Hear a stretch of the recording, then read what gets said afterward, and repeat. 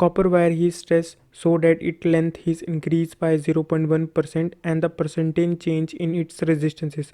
तो इसमें percentage change के बारे में पूछा गया है। तो इसमें क्या है कि स्ट्रेस किया गया है जिसकी वजह से उसकी जो लेंथ है वो इंक्रीज हो चुकी है 0.1%।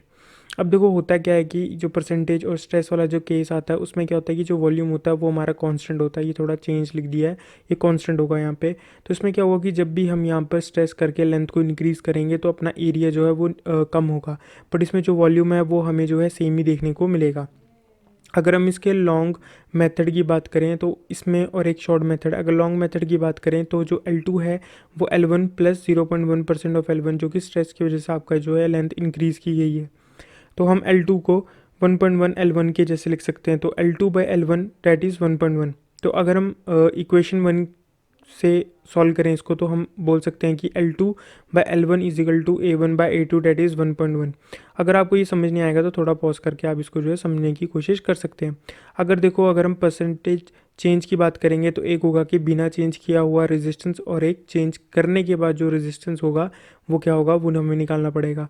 तो R1 है वो है रो L1 बाय A1, और R2 आप ये देख सकते हो। तो हम कर सकते हैं R1 बाय R2, तो ये हमारे पास होगा L1 by A1 is equal into A2 by L2। तो हम इसको लिख सकते हैं L1 L2 into A2 A1। तो ये होगा आपका 1.1 का होल स्क्वायर, एंड जो बनेगा आपका 1/1.21। तो हम जो है R2 is equal to 1.21 R1 भी इसको लिख सकते हैं। और percentage change resistance means R2 minus of R1 upon R1, तो होगा 1.21 माइनस 1 अपॉन आपका R1 हो जाएगा, R1 कट जाएगा, तो इसका आंसर क्या निकलेगा 0.21। तो ये था आपका पहले का ए आंसर। अब इसका अगर शॉर्टकट की मेथड की बात करें तो हम वही है L2 हम लिखेंगे, तो 1.1 L1 हो जाएगा। तो परसेंटेज चेंज की बात करेंगे तो क्या होगा n square minus 1 is equal to 1.1 का whole square minus of 1 that is 1.21 minus 1 that is 0.21। तो ये आपका जो है 3-4 सेकंड में ये जो है शॉर्ट मेथड के थ्रू जो है डायरेक्टली सॉल्व हो जाएगा। ये था लॉन्ग मेथड, इसके थ्रू इसको भी सॉल्व, इससे भी किया जा सकता है और इससे भी किया जा सकता है। आप देख लेना कि जो आपको बेटर लगता है उससे इसको सॉल्व कर लेना। तो फर्स्ट का आंसर हो जाएगा हमारा ए। अब ये वाली जो चीज़ है N2-1 ये अगले वाले क्वेश्चन में आएगा, उसमें मैं आपको बता दूंगा किस तरीके का है ये। अगर हम क्वेश्चन नंबर 2 की बात करें, the resistance of the wire of uniform diameter and the length is L is R and the resistance of the another wire of the same material but the diameter is 2D and the length is 4L and will be. अब देखो, आप इसमें देखोगे R1 is equal to, अगर diameter की form में लिखोगे तो R1 इजिकल टू रू L upon pi D square into of 4 हो जाएगा। तो इसमें क्या है कि अगर हम न्यू रेजिस्टेंस की बात करें तो उसमें क्या है कि 4L इसमें बढ़ा दिया गया था, यहाँ पर देख सकते हो, और जो आपका डायमीटर है वो 2D। तो अगर जब इसको आप इसके अंदर वैल्यू को पुट करोगे तो वो वैसे ही सेम हमें जो है देखने को मिलेगा 4 रो L by pi D square. तो मीन्स ये आपका क्या होगा, सेकंड का आंसर होगा आपका R, जो आपकी प्रीवियस वाले R में वैल्यू में था। अगर हम इसमें थर्ड क्वेश्चन की बात करें, a wire has a resistance of 10 ohm and it is stretched by the 1/10 of its original length and then its resistance will be. देखो, इस वाले क्वेश्चन में मैं आपको बता रहा था कि अगर हमें डायरेक्ट रेजिस्टेंस को अगर फाइंड करना हो तो R is equal to n square R हो जाएगा। और परसेंटेज चेंज के लिए क्या था, उसमें n स्क्वायर माइनस 1 था, तो वो परसेंटेज चेंज की फॉर्म में हमें जो है वहाँ पर दिया गया था। तो यहाँ पर क्या है कि इसमें जो 10 ओम का रेजिस्टेंस है और इसमें 1/10 ऑफ इट्स ओरिजिनल लेंथ हमने इंक्रीज़ किया। 1/10 ऑफ 10 कितना होता है, 1 होता है। तो 10 प्लस 1 कितना हो जाएगा आपका, तो 1/10 है, 1/10 को आप ये भी लिख सकते हो, 0.1 की फॉर्म में भी लिख सकते हो। तो 10 प्लस 0.1, तो इसमें हो जाएगा तुम्हारा 1.1 का होल स्क्वायर इंटू 10, जो आपका रेजिस्टेंस की पुरानी वैल्यू थी। तो वहाँ पर आपका हो जाएगा 1.21 इंटू 10, तो होगा आपका जो रेजिस्टेंस है तो 12.1। तो आप देख सकते हो थर्ड का बी। अगर हम इसमें लेंथ की बात करें, अगर लेंथ चेंज कर रहे हैं तो उसमें अगर आप न्यू रेजिस्टेंस निकालना चाहते हो तो एन स्क्वायर इंटू आर, अगर एरिया चेंज हो रहा है तो आर बाई एन स्क्वायर, और अगर आपका डायमीटर चेंज हो रहा है तो आर बाई एन 4। अगर हम फोर्थ क्वेश्चन की बात करें, eureka has temperature coefficient of resistance, तो ये ऑलमोस्ट हमें जो है 0 देखने को मिलता है। ये आपका इजी क्वेश्चन है, तो फोर्थ का आपका हो जाएगा ए। अगर हम फिफ्थ की बात करें, a primary cell has an EMF of 1.5 volt when short circuited it give a current of 3 ampere, the internal resistance of the cell is. अब इसमें कुछ नहीं है, रेजिस्टेंस पूछा, वोल्टेज एंड करंट हमें पता है, तो रेजिस्टेंस निकल जाएगा 0.5 ओम। तो फिफ्थ का हो जाएगा आपका सी। अगर हम 6 क्वेश्चन की बात करें, an electrical fan and a heater are marked, ये आपका फ़ैन की वैल्यूज़ हैं और ये हीटर की वैल्यू है। तो इसमें पूछा जो रेजिस्टेंस ऑफ द हीटर इस क्या है, 0 है, लेस देन ऑफ फैन है, या ग्रेटर देन ऑफ फैन है, या equal to that of fan है। अब देखो हमें पता है power is equal to V square by R होता है, तो अगर हम पावर को बढ़ाएंगे तो रेजिस्टेंस अपना कम हो जाएगा। तो फ़ैन के उसमें चलते हैं, तो फ़ैन में क्या है कि 100 वाट मीन्स कम है तो रेजिस्टेंस बढ़ जाएगा, और हीटर में क्या है कि इसकी वाटेज ज़्यादा है तो रेजिस्टेंस कम हो जाएगा। तो इसके लिए इसका जो आंसर होगा कि जो हीटर का रेजिस्टेंस है वो फ़ैन के रेजिस्टेंस से कम हमें जो है देखने को मिलेगा। तो 6th का हो जाएगा हमारा सी। अगर हम 7th क्वेश्चन की बात करें, a two resistance are join in parallel whose resultant resistance is 655 ohm and one of the resistance wire is broken and the effective resistance become 2 ohm, then the resistance of the wire that got broken is। अब देखो इसमें क्या है कि parallel में हमारा 6/5 दिया गया था, और जब हम एक चीज़ को हटा देंगे मीन्स एक रेजिस्टेंस को ब्रोकन हो चुका है, टूट चुका है, तो उसके बाद जो रेजिस्टेंस है वो 2 है। बस अब इसमें मतलब इसको कोई भी मान लो, R1 को 2 मान लोगे तो इसमें पुट करोगे तो आपका आंसर क्या आ जाएगा, 3 आ जाएगा, R2। तो 7th का आपका बी। आप पॉज करके इसको देख भी सकते हो या अपना खुद सॉल्व कर सकते हो। अगर हम 8th क्वेश्चन की बात करें, अ लीनियर सर्किट ही one whose parameter example resistance extra. अब वो ये है आपका जो ओम है, ओम लॉ क्या बोलता है कि जो करंट होता है वो आपके मतलब करंट एक वेरिएबल इसमें डिवाइस के जैसे वेरिएबल सोर्स के जैसे हम लेके चलेंगे। तो करंट वेरिएबल मीन्स जो करंट है वो किसके ऊपर डिपेंड कर रहा है, एक कांस्टेंट के ऊपर डिपेंड कर रहा है, और कांस्टेंट यहाँ पर क्या है, वोल्टेज है। अब देखो इसमें होता क्या है कि जो आपका लो लेवल एग्जाम्स होते हैं मीन्स क्लास सी वाले एग्ज़ाम होते हैं, जैसे एचपी का क्लास सी का होता है, तो उसमें क्या होता है कि ये मानते हैं कि जो करंट वोल्टेज है वो डायरेक्टली प्रोपोर्शनल टू करंट है। बट अगर आप ए के इंटरव्यू में लेकर जाओगे तो जो ओम्स लॉ होता है वो होता है आपका current is proportional to voltage, means जो आपका करंट है वो वेरिएबल है और वो डिपेंड करेगा आपके कॉन्स्टेंट के ऊपर। ऐसा नहीं होता कि वी ही is directly proportional to I, means एक कांस्टेंट कभी भी एक वेरिएबल के ऊपर कभी भी डिपेंड नहीं करेगा। तो आई होप मैं जो समझाना चाहता हूँ तो आप समझ गए होंगे। मतलब ये जो ओम्स लॉ है ये असल में इस तरीके का होता है कि आई ही इज़ प्रोपोर्शनल टू वी, ना कि वी ही इज़ प्रोपोर्शनल टू आई। अब V is equal to I into R, but जो हमारे एच पी जे के जो पेपर्स होते हैं उसमें वी ही इज़ प्रोपोर्शनल टू आई उसको भी ठीक कर दिया जाता है। और अगर हम आगे इसको बताएं तो V is equal to I into R and V by I is equal to R, तो यहाँ पर आपको जो है लीनियर देखने को मिलेगा। तो does not change with the change in current end voltage, तो 8th का हो जाएगा सी। अगर हम 9th की बात करें, find the Thevenin equivalent circuit to the left of the terminal X and Y in the figure. अब देखो इसमें हमें वी टी एच निकालो या आर टी एच निकालो, इसमें सब कुछ चेंज है, मतलब अलग अलग है, कोई भी इक्वल है नहीं। तो हम क्या करेंगे, जो सबसे सिंपल होता है आर टी एच निकालेंगे। तो आर टी एच को हम निकालेंगे तो हमें जो वोल्टेज सोर्स होता है वो शॉर्ट सर्किट होगा, करंट सोर्स होगा तो वो ओपन के जैसे हमें देखने को मिलेगा। तो बस इसको आप सॉल्व करोगे तो यहाँ पर 100 ओम तक हमें जो है देखने को मिलेगा, बट इसमें ऑप्शन में नहीं है तो इसका मीन्स यहाँ पर सबको ग्रेस मार्किंग जो है मिलेगी।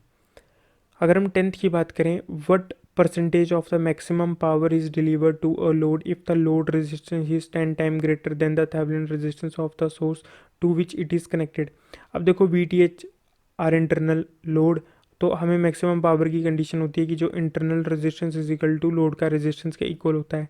हमें पता है कि अगर हम लोड के रेजिस्टेंस मीन्स ये आपका रेजिस्टेंस है लोड का, अगर इसकी हम पावर निकालना चाहे तो आई स्क्वायर इंटू आर, और आई में हम V T H upon R internal plus R L का होल स्क्वायर करेंगे इंटू आर एल। इसको जब सॉल्व किया कंडीशन लगाने के बाद तो हमारा जो वी स्क्वायर बाय 4 इंटरनल हमें जो है पावर देखनी पड़ी लोड की मैक्सिमम पावर। तो इसमें जो क्वेश्चन में दिया था कि जो आपका लोड रेजिस्टेंस है वो 10 टाइम ऑफ इंटरनल रेजिस्टेंस है, तो हम इस वाले मतलब फॉर्मूले का यूज़ करते हुए जो हम इसको निकालने की कोशिश करेंगे। तो V square is equal to R internal, ये जो फॉर्मूला हो चुका है, इसमें जो आपका लोड है वो 10 टाइम ऑफ आर इंटरनल है, तो इसमें 11 ऑफ आर इंटरनल हो जाएगा। जब इसको हम सॉल्व करेंगे तो V square into 10 upon 121 R internal. तो ये है कि इसमें कितना टाइम समय पूछा गया है कि कितना परसेंटेज पूछी गई है, तो परसेंटेज की फॉर्म में हम निकालेंगे। तो मैक्स अपॉन पी करेंगे इसको, मतलब एक में आप मैक्सिमम ले लेना और एक में जो इंटरनल रेजिस्टेंस है वो 10 टाइप वाला ले लेना। तो जब भी इसको सॉल्व करोगे तो 33.0.6 हमें जो है आंसर देखने को मिलेगा। आप इस क्वेश्चन को डायरेक्टली याद कर सकते हो, अगर ये रिपीटेड होता है तो आप इसमें सीधा डी ऑप्शन लगा के आगे बढ़ जाना। तो 10th का आपको आई होप समझ आ गया होगा, और पॉज करके भी आप इसको जो है देख सकते हो। अगर हम इसमें 11th की बात करें, रिपीट क्वेश्चन है, how much electricity energy in kilowatt hour is consume in operating 1050 watt bulb for 10 hour in a day in a month of 30 days. अब देखो इसमें होता क्या है कि देखो 10 आपके 50 वाट के 10 बल्ब हैं तो मल्टीप्लाई करोगे तो 500 वाट आ जाएगा। मतलब 30 दिन में ये 10-10 घंटे इस्तेमाल किया जा रहा है तो वो भी आएगा आपका आवर की फॉर्म में। तो 500 × 300 हो जाएगा और इसमें 3 जीरो हटा के किलो कर देंगे हम तो 150 किलो वाट आवर। ये रिपीटेड क्वेश्चन है बहुत बार, तो इसका आंसर हो जाएगा 11th का सी। अगर हम 12th की बात करें, you are given 3 bulb of 25 watt, 40 watt, 60 watt, which of them have the lowest resistance. मैंने बताया था जिसमें रेटिंग ज़्यादा होगी उसका लोअर रेजिस्टेंस हमें देखने को मिलेगा। अगर हम 13th की बात करें, a fuse is made up of, तो फ्यूज़ जो होता है वो आपका टिन लेड एलॉय का बना होता है या इसमें सिल्वर का बना होता है। तो ये डिपेंड करता है, अगर ये 10 एम्पेयर के नीचे तो टिन लेड एलॉय, अगर 10 एम्पेयर के ऊपर है तो सिल्वर। अगर हम 14th की बात करें तो force between the two electron separated by a distance R varies as, तो फोर्स है के Q1 Q2/r² और इसमें आर जो है मतलब कि इन्वर्सली प्रोपोर्शनल है। तो इसमें आंसर आ जाएगा 14th का डी की फॉर्म में। अगर हम 15th की बात करें, when relative permittivity of the medium is increased and the force between the two charge placed at a distance given distance apart, तो वही है कि अगर आप परमिटिविटी को बढ़ाओगे तो फोर्स आपकी कम हो जाएगी, आप देख सकते हो। तो 15th का हो जाएगा आपका बी आंसर। अगर हम 16th की बात करें, तो potential at a point due to a charge is 9 volt if the distance is increase 3 times and the potential at the point वही है कि Q/R। और इसमें अब क्या है कि Q को 9 ले लेना, R को 3 ले लेना, जो कि डिस्टेंस की फॉर्म में, इसका आंसर आ जाएगा 3। तो 16th का आंसर हो गया आपका बी। अगर हम 17th की बात करें, और soap bubble is given a negative charge it radius. अब देखो जो चार्ज होगा वो हमेशा उसके सरफेस में होता है और नेगेटिव रिपेल करेगी, तो रिपेल करेगी तो उसका साइज़ क्या होगा, बढ़ेगा। तो 17th का हो जाएगा बी आंसर। अगर हम 18th की बात करें, तो capacitance of a parallel plate capacitor depends upon, तो वही है ε0A/d। तो इसमें देखो इसमें क्या है कि आपका बी डायरेक्टली है क्योंकि ये इसमें लिखा गया है सेपरेशन बिटवीन द प्लेट्स। तो 18th का हो जाएगा बी। बाकी आप देख सकते हो इसमें मैच कर रहे हैं नहीं कर रहे। अगर हम 19th की बात करें, तो capacitor of capacitance C1 C2 are connected in parallel, a charge Q given to them is shared, the ratio of the charge Q1 Q2 is। अब देखो क्या है कि Q1 is equal to C1V and Q2 is equal to C2V। अब हम इसको लिख सकते हैं कि जो वोल्टेज इन दोनों में पैरेलल में केस में वोल्टेज सेम होती है, तो V हम लिखेंगे इसको equal to V is equal to Q1/C1 is equal to V, और सेम इसमें, तो V और V इक्वल करेंगे तो इसमें आएगा Q1/C1 is equal to Q2/C2। तो ये आंसर आ जाएगा आपका 19th का बी। अगर हम 20 लास्ट क्वेश्चन जो है हमारा इस वीडियो का, अगर हम इसमें बात करें, a capacitor of 20 microfarad charge to 500 volt is connected in parallel with another capacitor of 10 microfarad capacitance and charge to 200 volt, the common potential is. अब देखो इसमें क्या है कि कॉमन पोटेंशियल निकालना है, यहाँ पे प्लस माइनस करके दिया है, इसमें कुछ ऐसा है नहीं केस। तो आप इसमें जो है वोल्टेज जो निकलेगा C1V1 plus C2V2 upon C1 plus C2। तो बस इसमें सारी वैल्यू पुट की तो यहाँ पर आएगा आपका 400 आंसर। अगर यहाँ पर इस क्वेश्चन में थोड़ा सा चेंज करके ये बोलते कि आपका जो वोल्टेज है वो उसमें उल्टा मीन्स कैपेसिटेंस को दूसरी पोलैरिटी में कनेक्टेड किया है तो V2 होता है नेगेटिव, तो उसके बेसिस में आपका जो कॉमन पोटेंशियल है वो इस फॉर्म में आता और यहाँ पर माइनस लग जाता, तो मीन्स 10,000 माइनस 2,000 हो जाता। बाकी आपका क्वेश्चन यहाँ से भी बन जाता है या यहाँ से भी। तो ये जो है, which of the following does not change when a glass slab is introduce between the plate of a charge parallel plate capacitor. सबसे पहले अगर हम बात करें कैपेसिटर, तो कैपेसिटर इज इक्वल टू के एरिया और इसमें परमिटिविटी अपॉन इसमें आपका डिस्टेंस देखने को मिलेगा। के इज़ अ डाइलेक्ट्रिक कांस्टेंट। अब एडवांटेज ऑफ डाइलेक्ट्रिक की है कि ये स्ट्रेंथ ऑफ कैपेसिटेंस को इंक्रीज करता है, increasing the capacitance of the capacitor and increasing in breakdown voltage की जो है इसमें बात करता है। अब देखो इसमें जो है दो केस आपको इस वाले क्वेश्चन में आपको दो केस देखने को मिलेंगे। When introducing a dielectric slab या कोई भी डाइलेक्ट्रिक मटेरियल को आप इसमें जो है एडॉप्ट करते हैं, तो दो सिचुएशन हमें जो है देखने को मिलती है, when the voltage is kept constant और when the charge is kept constant. अब देखो जब आपका, अब इस वाले क्वेश्चन में क्या था कि इसमें कोई वोल्टेज की बात की गई है नहीं, तो इसका मीन्स यहाँ पर जो आपका जो वोल्टेज है वो चेंज हो सकता है। बट इसमें क्या लिखा गया है कि जब भी हम ग्लास स्लैब को इंट्रोड्यूस करते हैं तो इनमें से कौन सी चीज़ नहीं होनी चाहिए चेंज। और ये क्या लिखा है, charge parallel plate capacitor, means charge जो है इसमें क्या है, कांस्टेंट। तो ये अलग केस है, केस नंबर 2। पहले हम केस नंबर 1 की बात करते हैं। अगर यहाँ पर वोल्टेज की बात कर दी होती तो क्या होता। अब देखो वोल्टेज की बात की होती कि इसमें बैटरी कनेक्टेड है तो मीन्स वोल्टेज यहाँ पर कांस्टेंट देखने को मिलेगी, तो ये केस नंबर 1 बनता है। तो वोल्टेज कांस्टेंट, अब देखो वोल्टेज जब कांस्टेंट हमें देखने को मिलती है तो Q इक्वल टू CV होता है, V V हट जाएगा तो Q is proportional to C। तो इसमें क्या हो सकता है चेंज, तो अब देखो जैसे ही आप डाइलेक्ट्रिक मटेरियल को इंट्रोड्यूस कराते हो तो डाइलेक्ट्रिक मटेरियल्स की जो है रिलेटिव परमिटिविटी को बढ़ाएगा, परमिटिविटी से आपका कैपेसिटेंस बढ़ेगा और कैपेसिटेंस की वजह से आपका जो है चार्ज आपका जो है इंक्रीज देखने को आपको मिलेगा। तो केस नंबर 1 आप इसमें समझ गए होंगे। अगर केस नंबर 2 की बात करें तो यहाँ पर क्या है कि चार्ज कांस्टेंट है, जैसे आप देख सकते हो यहाँ पर क्या, यहाँ पर बैटरी का कोई जिक्र नहीं किया गया है, तो इसमें कहीं ना कहीं जो वोल्टेज है वो इसमें जो है डिक्रीज भी कर सकती है। अब इसमें क्या है कि Q is equal to C V है और यहाँ पर जो है चार्ज आपका कांस्टेंट है, ठीक है। हम चार्ज इसमें जो कांस्टेंट देखने को मिलेगा तो सी ही is inversely proportional to voltage, और वही है कि जब भी हम डाइलेक्ट्रिक मटेरियल को इंट्रोड्यूस कराएंगे कैपेसिटेंस बढ़ेगी, कैपेसिटेंस बढ़ेगी तो वोल्टेज यहाँ पर जो है डिक्रीज होते हुए हमें देखने को मिलेगी। तो इसमें क्या है कि आपका जो 21 का, वैसे तो क्वेश्चन से ही पता चल जाता है कि चार्ज पैरेलल प्लेट कैपेसिटर, तो यहाँ पर जो है इलेक्ट्रिकल चार्ज हमें जो है कांस्टेंट देखने को मिलेगा। बट आई होप आप इसको पोज करके इसमें खुद से भी समझ सकते हो अगर मैं ठीक ढंग से आपको समझा नहीं पाया हूँगा।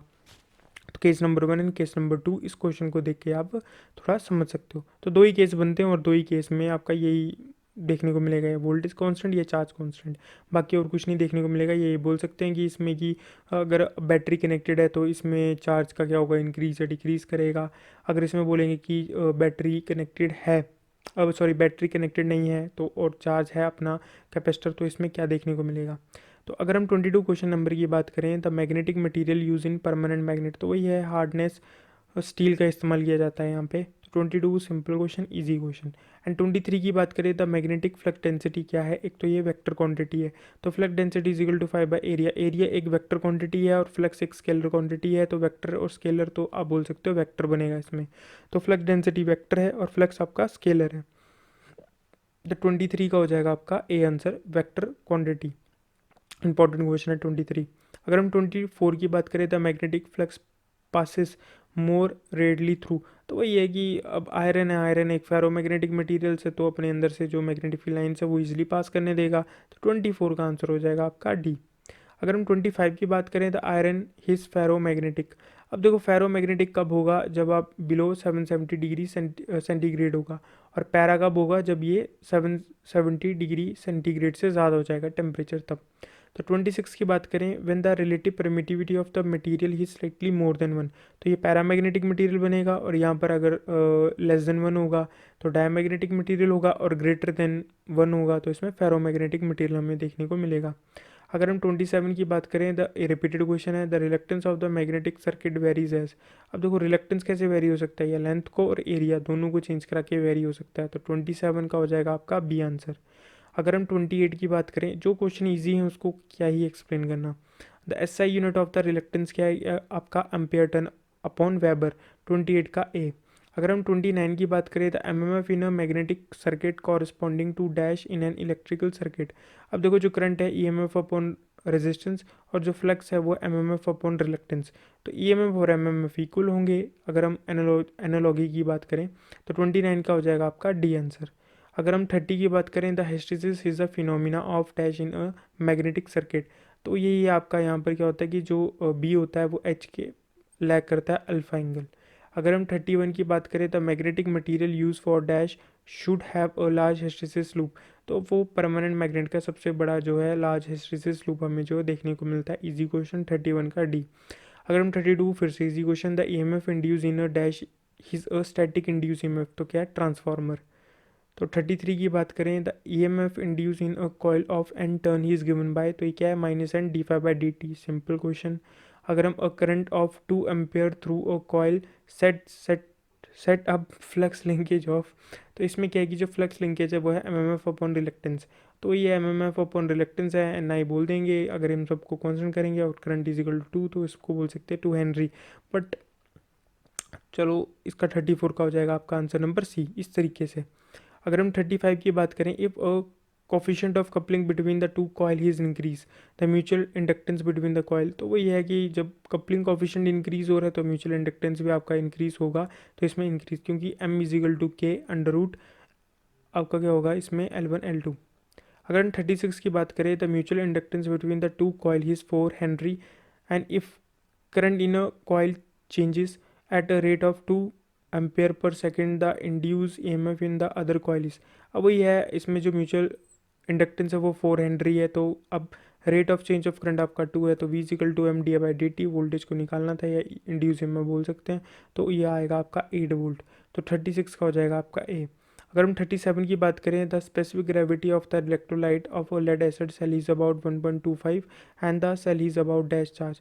अभी हम यहाँ पर देख सकते हो, अगर डिस्चार्ज है तो इसमें आपका इलेक्ट्रोलाइट होगा 1.13, और 75 की बात की गई तो इसमें क्या होता है आपका 1.25, और 1.28 में फुली चार्ज मीन 100%।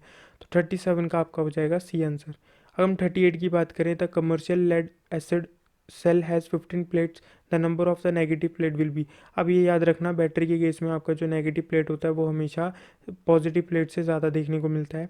तो यहाँ पर 15 है, और 15 का हाफ इसको भी कर नहीं सकते थे, तो इसमें 7 + 6 करना तो आंसर 15 आ जाता है। तो इस तरीके के थ्रू आपका ये हो जाएगा। वरना इसका फॉर्मूला होता है n(n-1/2) करके = 15, वैसे भी निकाल सकते हो, बट आप ये याद रख लेना कि नेगेटिव प्लेट आपकी ज़्यादा देखने को मिलती है। अगर हम 39 की बात करें, in an L R C series circuit the capacitance is change to C to 4C, and for the resonant frequency the inductance should be change from L. वही है आपका रेजोनेंट फ्रिक्वेंसी 1/2 अगर सी को हम 4C करें तो एल को हम L/4 करेंगे, तो ये सब कुछ कैंसिल होकर LC हो जाएगा। तो इसमें हो जाएगा 39 का डी। अगर हम 40 की बात करें, in a parallel AC circuit the power loss is due to, अब वो देखो रेजिस्टेंस अगर सीरीज में है तो पैरेलल में उसको बोलते हैं कंडक्टेंस, तो 40 का हो जाएगा ए। अब सब्सटेंस होता है आपका किसका, रिएक्टेंस का उल्टा, तो 40 का ए। अगर हम 41 की बात करें, the torque on the rotor of a 3 phase motor is more constant than that of a single phase motor. अब देखो इसमें बोला कि जो टॉर्क होती है 3 फेज में वो ज़्यादा कॉन्स्टेंट किस कारण से होती है, तो क्या है कि 3 phase power is a constant value, इस कारण से हम बोल सकते हैं। इन बाकी ऑप्शन में जो सी ऑप्शन है वो सबसे एक्यूरेट है, तो इसमें हो जाएगा आपका सी।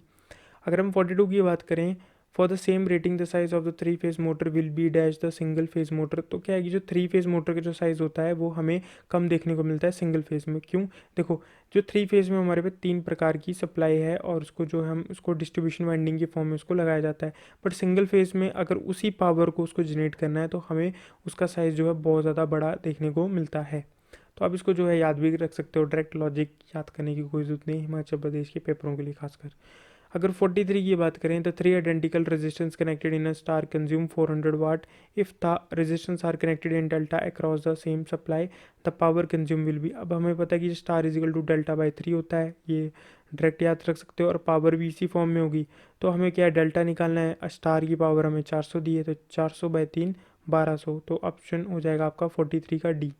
अगर हम 44 की बात करें, in general a fluid friction damping is not employed in indicating instrument all through one can find it use इन।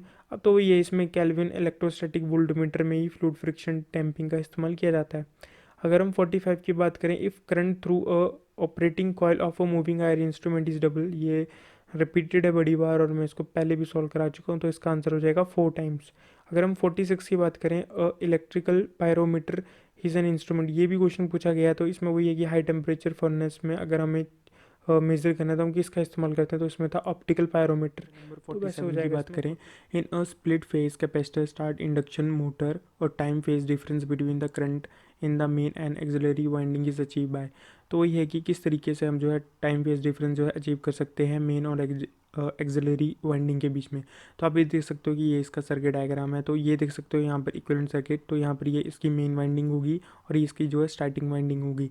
तो मेन और स्टार्टिंग वाइंडिंग में जो फेज डिफरेंस है वो हम एक कैपेसिटर के थ्रू जो है उत्पन्न कर सकते हैं। कैसे, देखो वोल्टेज अगर हम इसको मान के चले, मेन वाइंडिंग होगी हमारे पास एक तरीके से इंडक्टिव कॉयल होगी, तो हम मान के चलते हैं इसमें कि 90 डिग्री का एंगल बना हुआ है वोल्टेज एंड करंट में।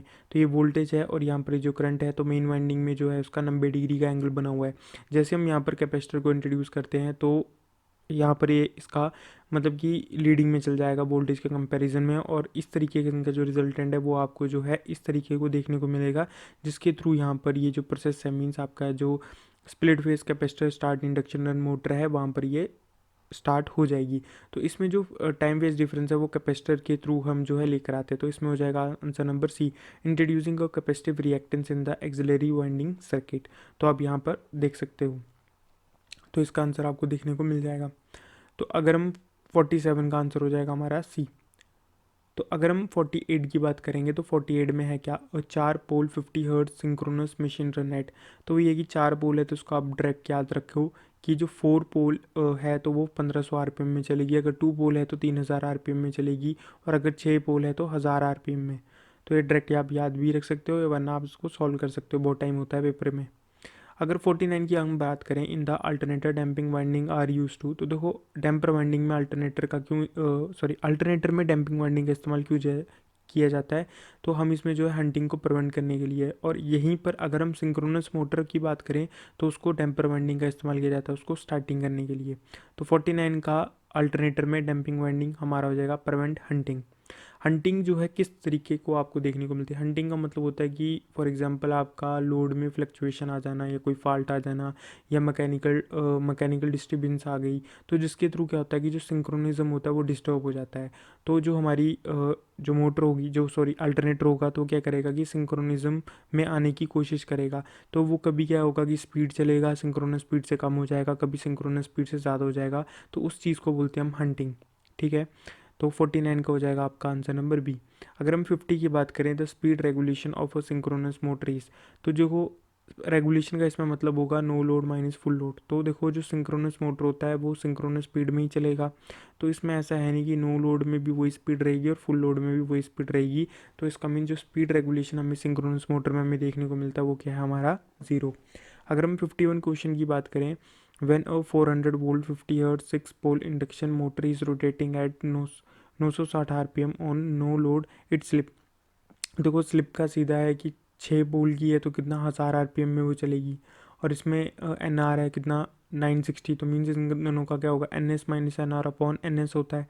तो एन एस एन आर कितना हो जाएगा, 1000 माइनस 960, 40 बाय 1000 इंटू 100, तो 4% आपको जो है देखने को मिलेगा स्लिप। जनरली ज़्यादातर जो क्वेश्चन पूछे जाते हैं वहाँ पर 4% ही स्लिप हमें जो है देखने को मिलता है आंसर की फॉर्म में। अगर हम 52 की बात करें, for a 3 phase induction motor having rotor circuit resistance of 6 ohm, maximum torque occur at slip 0.6। Repeat question है ये। तो देखो स्लिप है, मैक्सिमम की जो कंडीशन होती है, मैक्सिमम टॉर्क में जो स्लिप होता है वो आर अपॉन एक्स होता है। तो हम पर क्या है कि रेजिस्टेंस हमें इसमें आपको क्या पता नहीं है, स्लिप हमारे पास 0.6 होगा, रेजिस्टेंस हमें पता है, रिएक्टेंस पता नहीं है। तो रिएक्टेंस आप जो है इस तरीके के फॉर्म आप निकाल सकते हो, जो कि जो रिएक्टेंस होगी वो 10 ओम की फॉर्म में हमें जो है देखने को मिलेगी। तो 52 का हो जाएगा हमारा डी। अगर हम 53 की बात करें, तो maximum efficiency of a transformer occur when. तो ये मैक्सिमम एफिशिएंसी कब होती है, जब आपका core is equal to copper losses हो। तो ये the sum of the hysteresis loss and the eddy current loss is equal to the copper loss in the winding. तो 53 का हमारा हो जाएगा बी। अगर हम 54 की बात करेंगे, 100 kVA ये आपकी वोल्टेज होगी, 50 hertz single phase transformer has 100 turns on the secondary winding and the number of the turn on its primary winding will be. अब तो वही है कि इसमें जो 54 का हो जाएगा, देखो अब क्या है, हमें पता है कि जो हमारा ट्रांसफार्मर रेशियो की बात करें या इसमें टर्न रेशियो की बात करें, तो इसमें टर्न रेशियो की बात की गई है, मतलब टर्न रेशियो के थ्रू है। टर्न रेशियो में हमारा क्या होता है, V1/V2 हो जाता है, और यहाँ पर N1/N2 हो जाएगा। तो हमें N1 पता नहीं है, तो बस क्रॉस मल्टीप्लिकेशन करो तो आपका आंसर आ जाएगा 275। रिपीटेड क्वेश्चन है ये। अगर 55 की बात करें, the commutator segments of a DC machines are made up of. तो देखो जो कम्यूटेटर सेगमेंट्स है बहुत बार रिपीट हुआ है, तो वो हार्ड रॉन कॉपर का हमें जो है देखने को मिलता है। अगर हम 56 की बात करें, the induce EMF in an armature of a lap wound 4 pole DC machine having 100 armature conductor rotating at 600 RPM with 1 weber flux per pole is. अब तो वही है कि पोल की बात करेंगे तो इसमें जो पोल मतलब पोल है और पैरेलल पाथ है लैब उनके बीच में क्या होगा, इक्वल होगा। कंडक्टर हमें 100 दिया हुआ है, एनआर हमें 600 आरपीएम दिया हुआ है, फ्लक्स हमें जो है 1 वेबर पर पोल दिया हुआ है। तो हमें इंड्यूस ईएमएफ निकालना तो निकल जाएगा, क्योंकि डीसी के केस में होगा P5 N/60/A। तो सारा कुछ पुट करो तो यहाँ पर हमारा 1000 आरपीएम हमें जो है देखने को मिलेगा। तो 56 का हो जाएगा ए आंसर। अगर हम 57 की बात करें, तो DC machine interpole are use to. Interpole का इस्तेमाल कहाँ पर किया जाता है, सबसे पहले इसमें जो क्वेश्चन आता है कि इंटरपोल और कंपनसेटिंग वाइंडिंग कहाँ पर प्लेस की जाती है, तो वो क्वेश्चन पूछा जा सकता है। सेकंड क्वेश्चन ये होता है कि जो इंटरपोल और कंपनसेटिंग वाइंडिंग होती है, क्या वो आर्मेचर के सीरीज़ में होती है, आर्मेचर के पैरेलल में होती है, या ये पोल के साथ कनेक्टेड होती है, या फील्ड वाइंडिंग के साथ कनेक्टेड होती है। तो ये क्वेश्चन जो है वहाँ पर पूछे जाते हैं, और अगर जिसको ये पता है तो वो बहुत अच्छी बात है, जिसको नहीं पता है तो वो आप सर्च करके उसका पता कर सकते हो। पर ये बेसिक क्वेश्चन था। तो देखो यहाँ पर अगर हम बात करें तो देखो सबसे पहले इंटरपोल का इस्तेमाल किया जाता है क्यों, neutralise the effect of the armature reaction in the interpole region. अब देख सकते हो कि ये नॉर्थ पोल है, ये साउथ पोल है, मतलब इसमें जो अगर जो भी हमारा मशीन होगी तो उसमें जैसे कि 4 पोल होंगे, तो 2 इसमें नॉर्थ होंगे और 2 इसमें साउथ होंगे, तो वो अल्टरनेटर वे में होंगे, मीन्स पहले नॉर्थ आएगा फिर साउथ आएगा फिर नॉर्थ फिर साउथ की फॉर्म में होगा। इंटरपोल जो है इन दोनों के बीच में आपको जो है देखने को मिलेंगे। इंटरपोल से जो क्वेश्चन बनता है कि जनरेटर के केस में इंटरपोल का जो पोलैरिटी होती है वो क्या, मतलब नॉर्थ होता है साउथ होता है, वो क्या होता है। मोटर के केस में उसका जो नॉर्थ होगा या साउथ पोल होगा, तो वो क्वेश्चन पूछा जाता है। देखो यहाँ पर क्या किया, अगर जनरेटर की डायरेक्शन में देखा जाए तो जो इसके आगे वाला जो पोल होगा तो वही इसका सेम पोल हमें देखने को मिलेगा। तो जनरेटर की डायरेक्शन फॉर एग्जांपल इस साइड है तो इसमें आगे क्या है साउथ, तो इसमें साउथ देखने को मिलेगा। और मोटर के केस में जो इसके पीछे वाला होगा उसी का ही हमें जो है पोल देखने को मिलेगा। अगर फॉर एग्जांपल मोटर इस डायरेक्शन में चल रही है तो इसके पीछे वाला तो वो क्या होगा साउथ हमें जो है देखने को मिलेगा। अब देखो इंटरपोल जो होता है वो आर्मेचर रिएक्टेंस को न्यूट्रलाइज क्यों करता है। अब देखो अगर ब्रश हमारा, देखो हम चाहते हैं कि हमेशा जो अपना करंट है वो रिवर्सेबल हो, इस एक्सिस में हो जहाँ पर हमारा जो इस पॉइंट में ओरिजिन में हमारा जो करंट एंड वोल्टेज दोनों हो ज़ीरो। बट होता क्या है कि एम एन ए या आप बोल सकते हो कि लोड के वेरी होने की वजह से आर्मेचर एमएमएफ के वेरी होने की वजह से जो मेन के ऊपर जो इसका इफेक्ट पड़ता है वो भी वेरी करेगा, मीन्स रिजल्टेंट फ्लक्स वेरी होगा। और रिजल्टेंट की फ्लक्स की वजह से क्या होता है कि उसके जो 90 डिग्री लीडिंग में क्या होता है अपना एमएनए होता है, एमएनए भी अपनी पोजीशन को शिफ्ट कर देगा। अब जिसकी वजह से क्या होगा कि इस ब्रश में पहले फॉर एग्जांपल इस ब्रश में एमएनए था और एमएनए में ही हम हमेशा अपने ब्रश शिफ्टेड होते हैं, मतलब उसमें ही उसमें कनेक्टेड करते हैं। तो एमएनए की इस, अब एम एन ए इस ब्रश में था तो यहाँ पर सब कुछ ठीक हो रहा था, बट अब क्या हुआ कि एम एन ए शिफ्ट हो गया कहीं और, एम एन ए हो गया इस पॉइंट पे, ब्रश तो अभी भी इसमें क्योंकि वो फिजिकली कनेक्टेड है तो इसमें कहीं ना कहीं इसको जो है वोल्टेज देखने को मिलेगी। और अगर इसमें वोल्टेज देखने को मिलेगी कुछ ना कुछ रिएक्टेंस तो होगा ही उस वायर का, और वोल्टेज और रिएक्टेंस तो मीन्स करंट, और करंट आएगा तो मीन्स स्पार्किंग। तो जो इंटरपोल होता है वो इसी, अब बोल सकते हो रिएक्टेंस वोल्टेज को न्यूट्रलाइज कर सकता है, या इस फॉर्म में भी लिख सकता है neutralise the effect of the armature reaction in the interpole region. तो ये इंटरपोल जो है इससे ये इंपॉर्टेंट क्वेश्चन आता है। कंपनसेटिंग वाइंडिंग का क्या कारण होता है। देखो कंपनसेटिंग वाइंडिंग इसलिए इस्तेमाल की जाती है, सबसे पहले वो कहाँ पर प्लेस की जाती है, वो प्लेस की जाती है हमारे पोल्स में। अब पोल्स में वो प्लेस की जाती है और वो आर्मेचर जो कंडक्टर्स होते हैं उसके वो सीरीज़ के साथ कनेक्टेड होती है, बट उसकी जो पोलैरिटी होती है वो आर्मेचर की एमएमएफ को अपोज कर सकें उस तरीके से उसकी पोलैरिटी होती है, या उसका जो फ्लक्स होता है वो आर्मेचर के एमएमएफ को अपोज कर सके, तो उस तरीके से वो होता है। मतलब जिसको थोड़ी बेसिक इन्फॉर्मेशन होगी तो वो तो अंडरस्टैंड कर लेगा, जिसको कुछ भी नहीं पता तो उसको भाई मुश्किल होगी इसको समझने के लिए। यूट्यूब में आप सर्च कर सकते हो, बड़े सारे बंदों ने उसका बताया होगा, आपको एक्सप्लेन कर देंगे वो अच्छी तरीके से। बट ये जो इंटरपोल और कंपनसेटिंग वाइंडिंग जो है बड़े इंपॉर्टेंट क्वेश्चन यहाँ से उठते हैं। अगर हम, तो 57 का ए हो जाएगा। अगर हम 58 की बात करें, और DC series motor should always be started with load because, अब देखो ये होता है कि अब डीसी सीरीज हमेशा क्यों लोड के साथ स्टार्टेड होता है, क्यों, क्योंकि नो लोड में क्या होता है कि वो बहुत ज़्यादा डेंजरसली हाई स्पीड में आता है। क्यों, अब देखो क्या होता है डीसी सीरीज मोटर में आपको पता होगा एन ही इन्वर्सली प्रोपोर्शनल टू करंट हो जाएगा। अब करंट जीरो हो जाएगा तो स्पीड इन्फिनाइट हो जाएगी। तो 58 का हो जाएगा अपना ए। ये सिंपल क्वेश्चन था।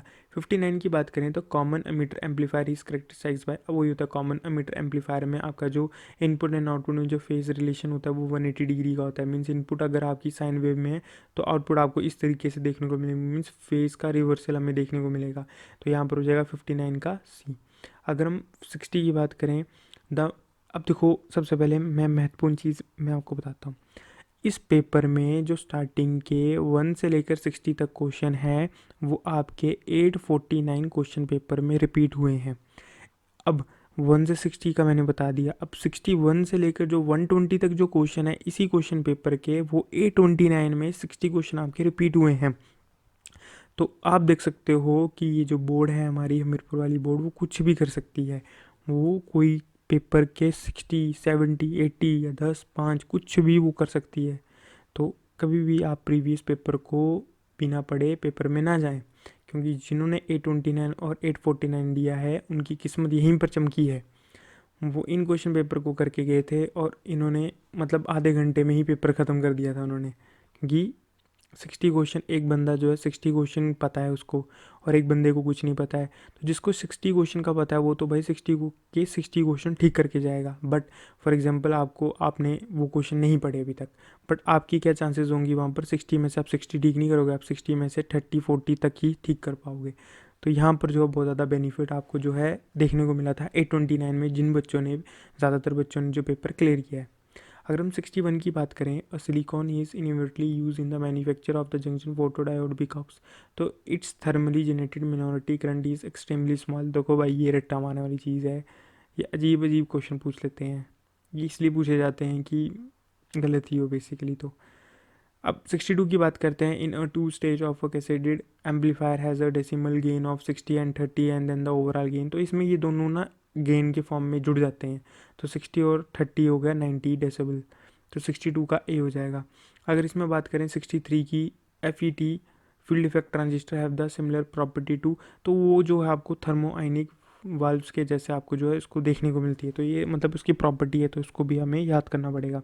अगर हम डायक की बात करें, DIAC is an equivalent to, तो वो क्या होता है, pair of the 4 layer of an S C R. तो इस फॉर्म में आपको देखने को मिलता है 4 लेयर ऑफ, आपको लेयर देखने को मिलेगी P N P N P N, और ये एस सी आर के हमें जो है देखने को मिलता है डायक। तो ये तो एस सी आर की मैंने आपको बताई है, तो डायक में इस तरीके से है। तो देखो इसमें जो इंपॉर्टेंट क्वेश्चन बनता है वो डायक और ट्राइक का बनता है। तो ट्राइक जो होता है वो anti parallel of an S C R हमें जो है देखने को मिलता है, और वहाँ पर हमारा 2 टर्मिनल और एक गेट होगा। और डायक में गेट नहीं होता, बस M1 एंड M2 दो टर्मिनल आपको जो है देखने को मिलेंगे किसमें, डायक में। अगर हम 65 क्वेश्चन की बात करें, after firing an S C R the gating pulse is remove and the current in an S C R will. अब तो ये देखो सबसे पहली बात, एस सी आर में जो गेट पल्स का काम होता है उसको सिर्फ ऑन कराना।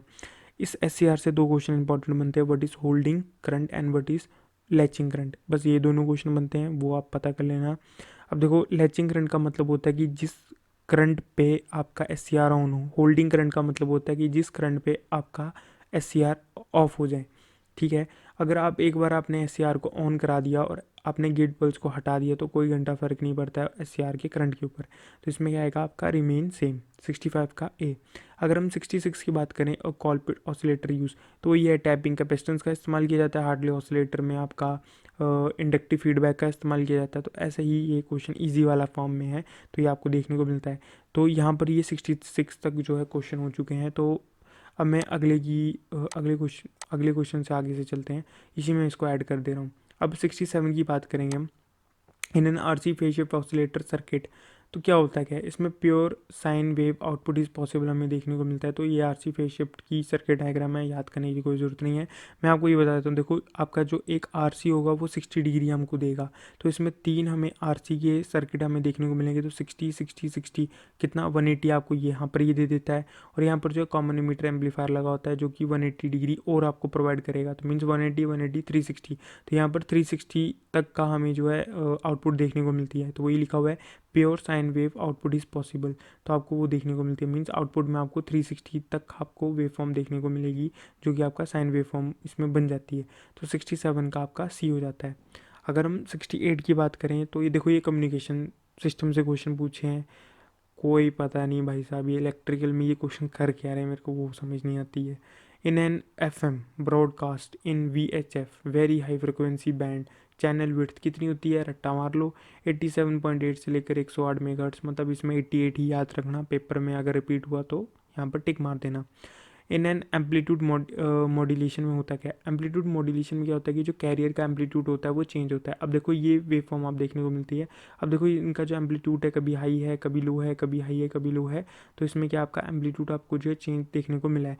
तो 69 का आपका हो जाएगा बी, तो कैरियर एम्पलीट्यूड ही इज चेंज।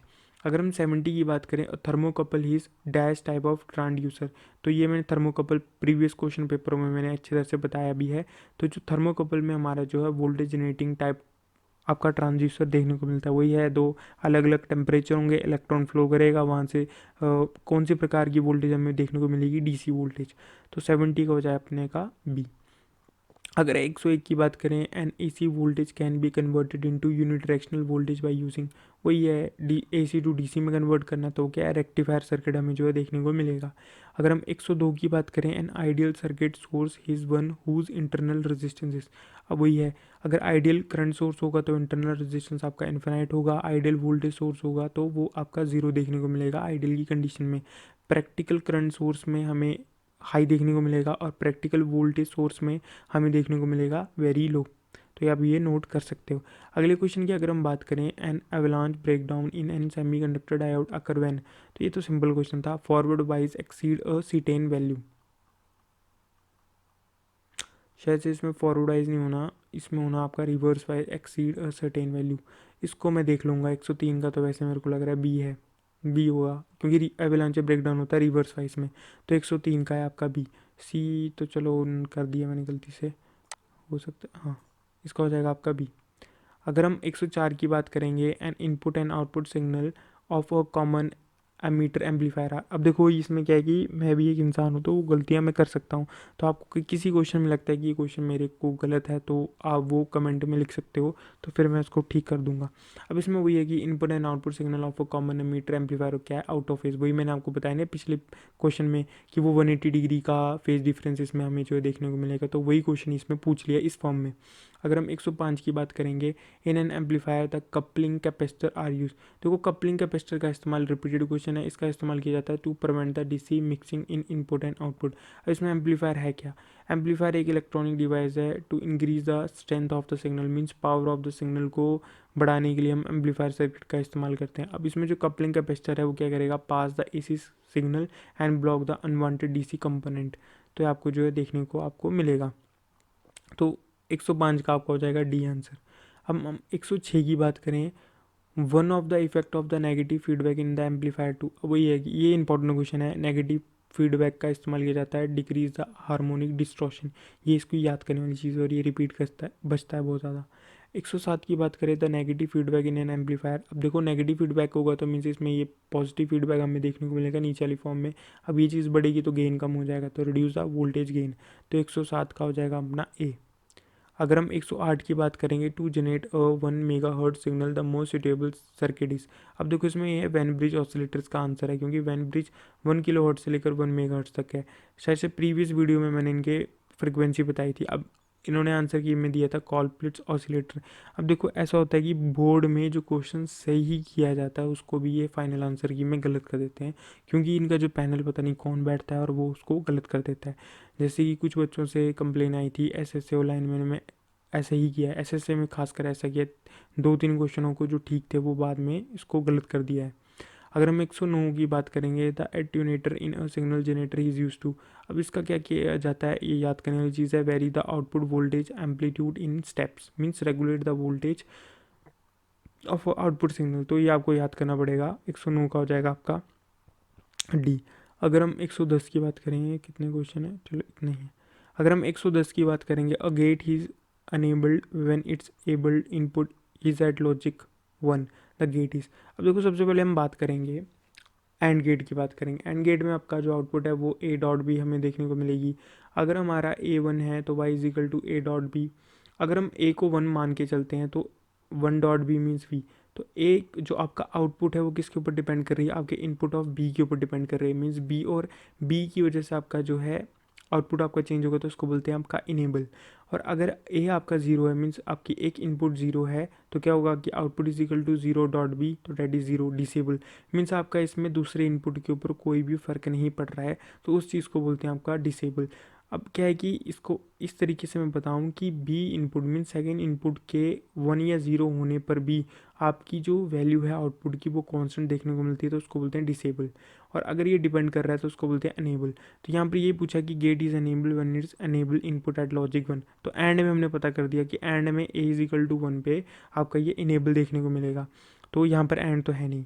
अब सेकंड में जाएंगे हम और में, जैसे ऑप्शन नंबर ए था और में, y is equal to A plus B, हम ए को 1 लेके चलते तो 1 प्लस बी, अब देखो बी कुछ भी हो तो आउटपुट हमें जो है 1 देखने को ही मिलेगा, तो इसका मीन्स ये भी क्या हो गया आपका डिसेबल, क्योंकि इसमें जो आउटपुट है वो कांस्टेंट देखने को मिल रही है। अगर आपका सेकंड इनपुट कोई भी वैरी में जा रहा है, मीन्स 0 या 1 में जा रहा है, तो इसमें सेकंड ऑप्शन नहीं होगा, मीन्स और नहीं होगा। अगर हम नैंड की फॉर्म में लाएंगे तो नैंड की जो आउटपुट है वो होगी A complement plus B complement हो जाएगा। तो अगर ए हमारा 1 है तो क्या होगा, इस तरीके से आपका बी कम्प्लीमेंट देखने को मिलेगा। मीन्स आपका जो आउटपुट है वो सेकेंड आउटपुट के ऊपर डिपेंड कर रही है, तो इसका आंसर हो जाएगा एंड। तो एंड इसमें आपको देखने को मिला है, तो एंड इसमें तो हो गया। अब नॉर की बात करते हैं। नॉर में क्या होगा, इस तरीके का आपको देखने को मिलेगा ए कम्प्लीमेंट और बी कम्प्लीमेंट। अगर ए इनपुट हमारी 1 है तो यहाँ पर जो आउटपुट है हमें वो 0 देखने को मिली है। मीन्स सेकेंड इनपुट के वेरी होने पर आउटपुट में कोई फ़र्क नहीं पड़ रहा है, तो इसका मीन्स हो गया डिसेबल। मीन्स कांस्टेंट है तो मतलब डिसेबल। अब इसमें ए इजिकल टू 0 में हमें देखने को मिला है कि वो डिपेंड कर रहा है, तो ये चीज़ होगी अनेबल। बट इसमें लॉजिक 1 के ऊपर पूछा गया था, तो यहाँ पर हो जाएगा आपका 110 का बी आंसर। अगर हम 111 का, तो देखो मेरे को समझ नहीं आया कि ये नॉर के हिसाब से पूछ रहा है, नैंड के हिसाब से पूछ रहा है, किसके हिसाब से, पर ये मुझे समझ नहीं आया। बट अगर ये क्वेश्चन ऐसे ही रिपीट बचता है तो उसका आंसर हो जाएगा आपका थर्ड। अगर आपको इसका आंसर पता है 111 का, तो आप कमेंट सेक्शन में बता सकते हो मेरे को। अगर हम 112 की बात करें, H T L is a modified form of, तो वो ये भी याद करने वाली चीज़ है, वो है टी टी एल की जो है मॉडिफाइड फॉर्म है। ये जो क्वेश्चन पेपर इस समय चला हुआ है ना, इस वाली जो मैंने अब स्टार्टिंग किया था, ये वाला क्वेश्चन पेपर यहाँ से लेकर आगे तक ये पूरा A29 में रिपीट बजा है, सेम टू सेम। और अब देखो ये वाली जो क्वेश्चन है, अगर बंदों को पता होंगे तो वो एकदम ठीक कर देंगे, और जिन बंदों को नहीं होगा तो वो इन क्वेश्चनों में पूरी चांसेस है कि वो गलती करेंगे। जैसे ये वाले क्वेश्चन 105 में अगर उनको पता आंसर डी है तो वो डी लगाएंगे, और जिनको नहीं पता तो वो बी लगा देंगे टू मैच द इम्पिडेंस। जैसे अब ये वाले क्वेश्चन 103 वाले में भी, चलो ये तो ये वाले क्वेश्चन, ये वाले तो चलो रिपीट आसान था। अब जैसे एम्पलीट्यूड 69 वाला क्वेश्चन, 68 वाला क्वेश्चन, ये चीज़ वहाँ पर ठीक हो ही नहीं सकती अगर आपको नहीं पता है। और यहीं पर A29 वालों को, यहीं पर बंदों को सबसे ज़्यादा एडवांटेज मिल गई, और वहाँ पर मेरिट भी हाई चल गई, और बच्चे फिर वहाँ पर ईजिली सिलेक्ट हो गए। अगर हम 113 की बात करें, the radix of the hexadecimal number is, तो वो कितना होता है, 60 होता है। अगर हम 114 की बात करें, the octal equivalent of the binary number is this is, अब तो वही है कि अगर हमें ऑक्टल टू बाइनरी लेकर फॉर्म में आपको जाना है, तो आपको इस तरीके से लेकर जाना पड़ेगा 0 1 2 3 4 5 6 करके, और यहाँ पर जो है आपका 2 की फॉर्म में जाओगे, 2 की पावर, और यहाँ पर 3 2 7 मीन्स आसान क्वेश्चन है, तो यहाँ पर हो जाएगा 114 का बी। अगर 115 की बात करें, यूनिवर्सल रजिस्टर की बात करें, तो क्या है, he is capable of all of the above.